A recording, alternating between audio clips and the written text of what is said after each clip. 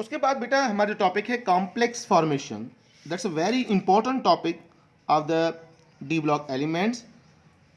Complex formation of the complex compound. Complex compounds D block he elements बनाते हैं।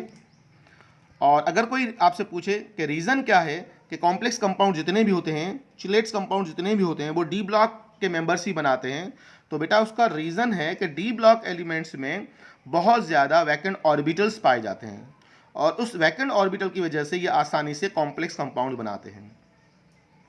याद रहे बेटा, कॉम्प्लेक्स कंपाउंड्स के अंदर दो आपको पार्ट्स मिलेंगे, एक जिसको हमने सेंटर एटम कहा है, एक हमने इसको लिगेंड्स बोला हुआ है। यानी कि complex is nothing but combination of central atom and ligands. Central atom D block का कोई मेंबर होगा, स्पेसिफिक कोई मेंबर होगा। और लिगेंड्स की तारीफ क्या है बेटा? लिगेंड्स की तारीफ ये है कि कोई डोनर एटम होगा, कोई डोनर एटम होगा या ग्रुप ऑफ एटम भी हो सकता है। यानी एटम और group of atom which donate the pair of electron.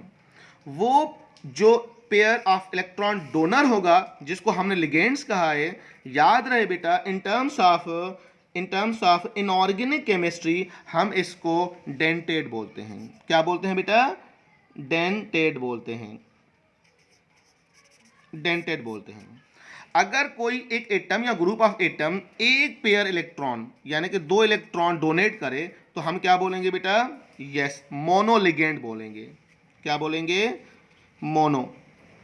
और अगर 4 इलेक्ट्रॉन तो हम क्या बोलेंगे? डाई ट्राई डेंटेड बोलेंगे। यहां पे अगर मोनोडेंटेड। अगर 2 पेयर्स यानी कि 4 इलेक्ट्रॉन्स डोनर हो तो क्या बोलेंगे बेटा? डाई डेंटेड बोलेंगे। अगर 6 इलेक्ट्रॉन यानी कि 3 पेयर हो तो क्या बोलेंगे बेटा? ट्राई डेंटेड बोलेंगे। That's a very very important. तो इस सवाल अगर ये डायरेक्ट सवाल आ जाए तो हमारे सिंटैक्स में लिखा हुआ है बेटा, बहुत सारे एग्जाम्पल्स हैं, इनको just you have to memorise, याद करना है कि जी बाई डेंटेड के एग्जाम्पल कौन से, ट्राई डेंटेड के एग्जाम्पल कौन से। ए में जैसे लिखा हुआ है ऑक्सिलेट आयन, जैसे एग्जाम्पल ऑफ बाई डेंटेड, यहाँ पे एक लोन पेयर ये नजर आ रहा है, एक पेयर ये आ रहा है, यानी कि ये साइमल्टेनियसली 4 इलेक्ट्रॉन्स डोनेट करने की सलाहियत रखता है। तो अगर oxalate ion act as a ligand तो क्या टर्म होगा? By dented. इथाइलिन डायमाइन ये भी क्या है आपका? बाई डेंटेट है। बाई मीन्स 2, यानी कि 2 पेयर्स इलेक्ट्रॉन्स डोनर, ये लिगेंड्स होगा। अगर मैं बात करूं साइनाइड वगैरह की, कि साइनाइड क्या है? मोनोडेंटेड, एक ही पेयर्स के पास है जो मोनोडेंटेड होगा। तो ये एग्जांपल मैं इसलिए दिखा रहा हूं कि ये डायरेक्ट सवाल भी आ सकते हैं कि which is the example of monodentate, which is the example of डाइडेंटेड, which is the example of polydentate. जैसे हमारे यहाँ यस ईडीटी एग्जांपल लिखा हुआ है, इसको हम पॉलीडेंटेड बोलते हैं। 1 2 3 4 5 6 पेयर इलेक्ट्रॉन डोनर होता है, इसको हम हेक्साडेंटेड ही बोलते हैं। अगर हेक्सा का ऑप्शन ना हो तो पॉलीडेंटेड भी हम इसको बोलते हैं। तो अगर इससे हटकर कोई लिगेंड आ जाए और आपसे पूछे which is the example of monodentate, which is the example of डाइडेंटेड, तो आप बेटा सिर्फ लोन पेयर को देखेंगे। लोन पेयर कैलकुलेट करने की ट्रिक में बता चुका हूं कि लोन पेयर हम कैसे मालूम करते हैं। तो लोन पेयर जितने ज़्यादा होंगे उस हिसाब से हम उसको डेंटेड टर्म इस्तेमाल करेंगे। मिसाल के तौर पर मैं आपसे एसिटिक एसिड बोल रहा हूँ बेटा, एसिटिक एसिड अगर मैं टर्म इस्तेमाल करूँ तो एसिटेट टर्म आ जाएगा, एक हाइड्रोजन निकल जाएगा। तो यहाँ पर एक लोन पेयर नज़र आ रहा है, तो आप मुझे बताओ ये मोनोडेंटेड होगा या डाइडेंटेड होगा? तो आप बोलोगे दिस इज द मोनोडेंटेड। अगर बेटा लिगेंड्स ऑर्गेनिक हो, वेरी वेरी इंपॉर्टेंट, अगर लिगेंड्स ऑर्गेनिक हो तो वो कॉम्प्लेक्स चिलेट कहलाता है। क्या कहलाएगा बेटा? वो आपका चिलेट कहलाएगा। The word meaning of curbs, जैसे खेखड़ा होता है बेटा। तो ये 2 टर्म्स बड़े इंपॉर्टेंट है।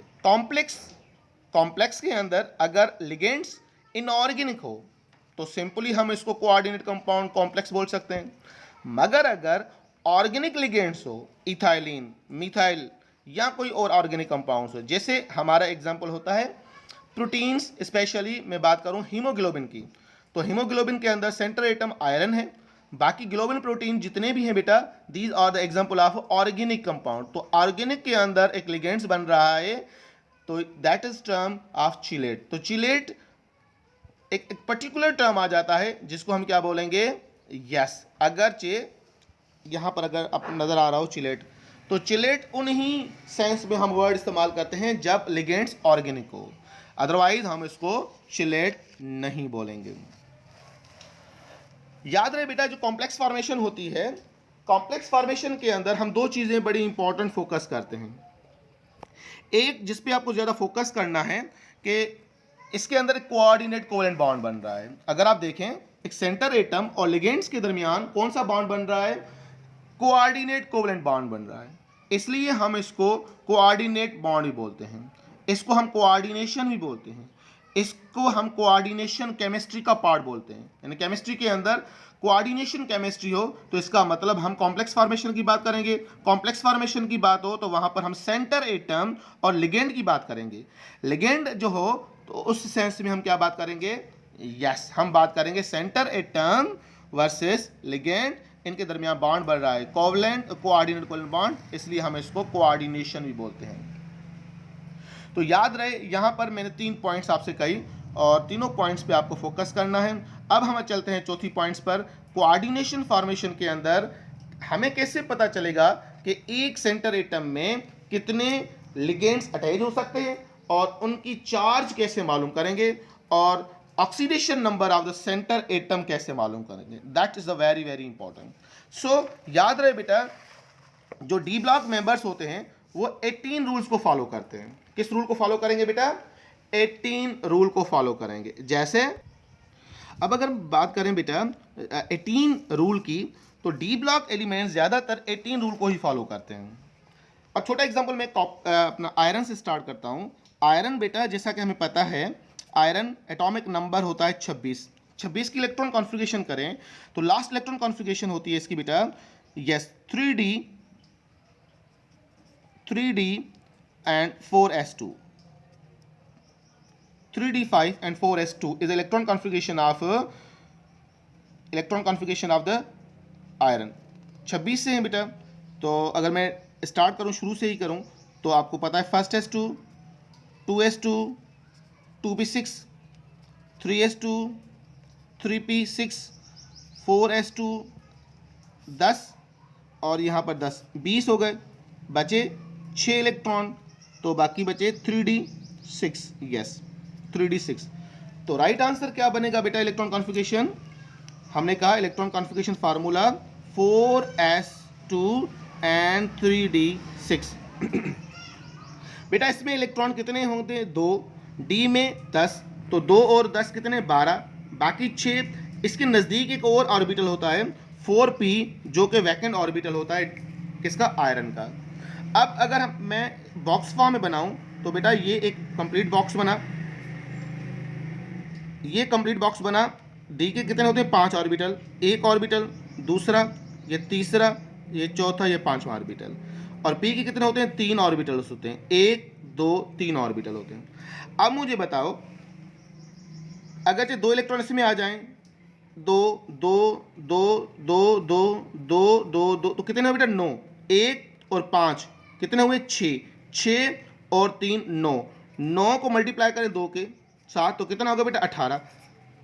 मतलब क्या हुआ, मतलब ये हुआ कि हर बॉक्स के अंदर अगर 2 इलेक्ट्रॉन्स आ जाएं तो हमारे पास 9 पेयर्स हैं, तो 9 का मतलब होगा कि 18 इलेक्ट्रॉन्स आ सकते हैं बड़ी आसानी से। अब अगर मैं बात करूं, यहां से 2 इलेक्ट्रॉन में निकाल देता हूं, Fe+2 कर देता हूं फॉर एग्जाम्पल, तो इसका मतलब 2 इलेक्ट्रॉन निकल गए। अब इसके पास कितने बचे, कुल 4 इलेक्ट्रॉन बचे। अब मैं कॉन्फ़िगरेशन करूं तो 2 इलेक्ट्रॉन यहां पे रख देता हूं, डी में कितने, कुल 4 इलेक्ट्रॉन से, तो इसका मतलब 2 पेयर बना देता हूं, बात में आई। अब मुझे बताओ वैकेंट ऑर्बिटल कितने बचे, 1 2 3 4 5 6, कितने बचे, 6, और 6 में ही मैं साइनाइड अटैच करवा देता हूं, तो कितने लिगेंड्स बने बेटा, 6 साइनाइड आसानी से अटैच हो सकते हैं। अगर आयरन Fe+2 हो तो कितने साइनाइड अटैच हो सकते हैं, साइनाइड हमें पता है मोनोडेंटेट है, तो 6 मोनोडेंटेट आसानी से अटैच हो सकते हैं।